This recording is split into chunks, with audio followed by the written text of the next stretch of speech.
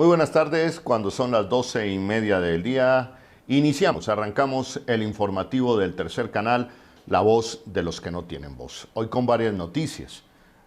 Bueno, la noticia política que tiene contentos y contentas a los sectores democráticos de este país, la encuesta realizada por Jan Haas y por el Centro Nacional de Consultoría que revela que Gustavo Petro, de lejos, si las elecciones presidenciales fueran hoy, sería el próximo presidente de la República.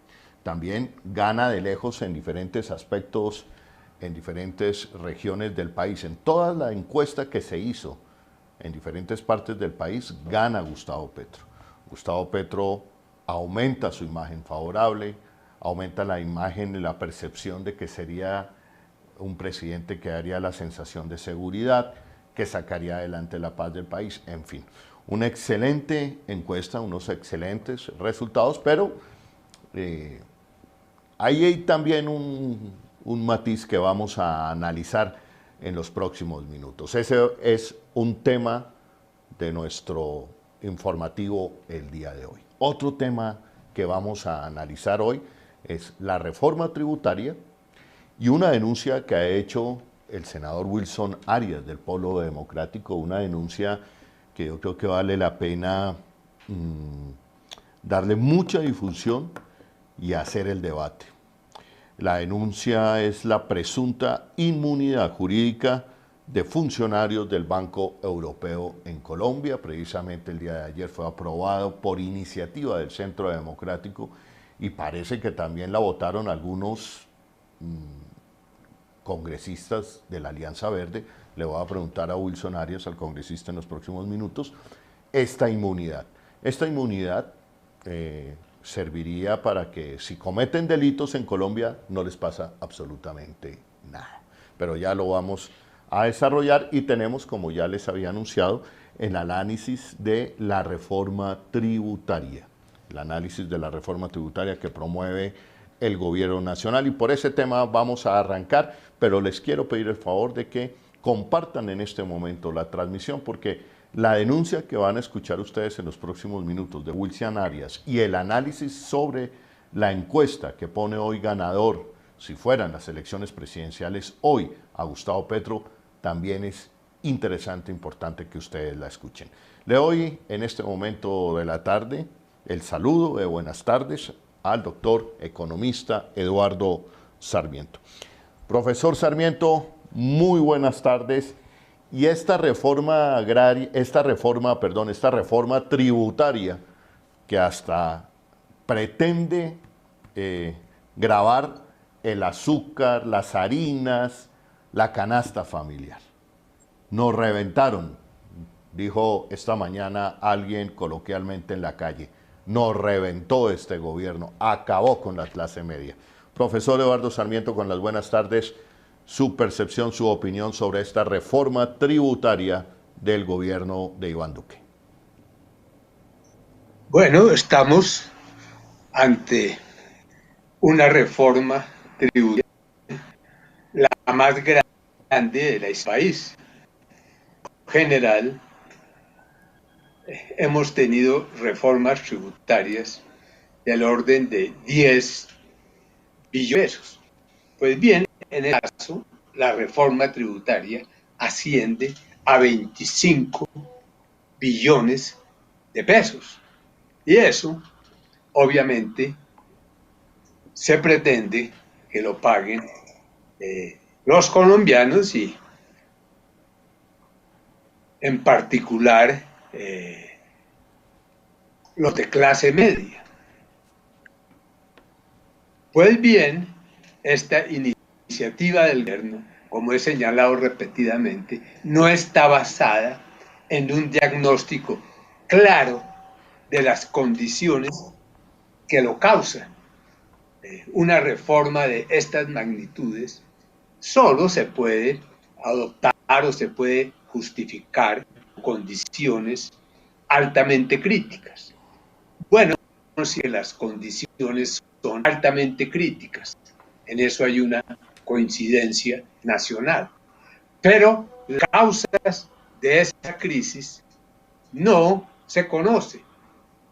En cierta manera, el gobierno ha presentado forma tributaria como una manera de compensar a los sectores más favorecidos, que fueron más afectados por la pandemia. En la reforma, es una reforma de 25 de pesos. Y luego vamos a ver cuánto de esa reforma se orientaría a las ayudas de los sectores menos favorecidos. Encontramos que esta suma apenas llega a 7 billones de pesos. De manera que estamos ante una reforma tributaria de 25 billones de pesos. Y luego encontramos que de esta parte únicamente 7 billones serían para los sectores más vulnerables, que son realmente los llamados a beneficiarse de la reforma. Pues, ¿qué ocurre? ¿Y quién va a pagar esto? Pues ocurre que el país tiene serias implicaciones. La pandemia fue mal concebida, fue mal manejada, y luego los efectos de la pandemia fueron mal manejados por el gobierno, de manera que tenemos unos enormes daños en la economía colombiana generados por factores que venían de atrás por la pandemia, que obviamente tuvo efectos graves en la economía, pero luego ese manejo de la pandemia o de la crisis económica generada por la pandemia fue mal enfrentada, de manera que en este momento, que esta es una monumental crisis generado por el mal funcionamiento de la economía que viene atrás y desde luego por la pandemia. Y eso nos vale 26 billones de pesos en la reforma tributaria.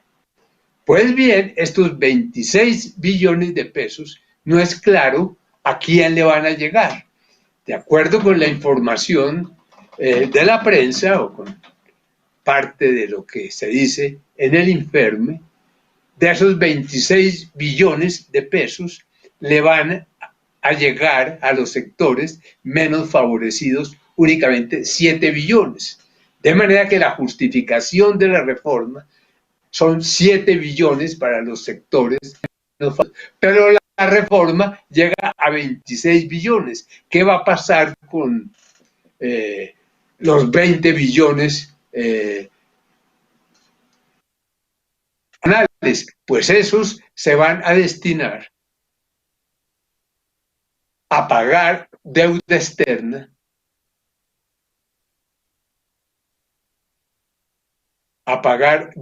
externa, y a otros aspectos que no tienen que ver con la crisis de los sectores menos favorecidos. Entonces estamos ante una reforma que le va a significar a la clase media, pero no la clase media europea, clase media que en Colombia son personas con salario mínimo, 26 billones de pesos. De esos 26 billones de pesos se le van a trasladar 7 billones a los sectores más vulnerables, y el resto, la parte grande de la reforma, es para pagar la deuda que el gobierno contrajo por diferentes motivos. Si usted quiere recibir los contenidos del Tercer Canal, suscríbase, y también ahí donde está la campanita para que lleguen todas las notificaciones de la agenda alternativa. Somos el Tercer Canal, la voz de los que no tienen voz.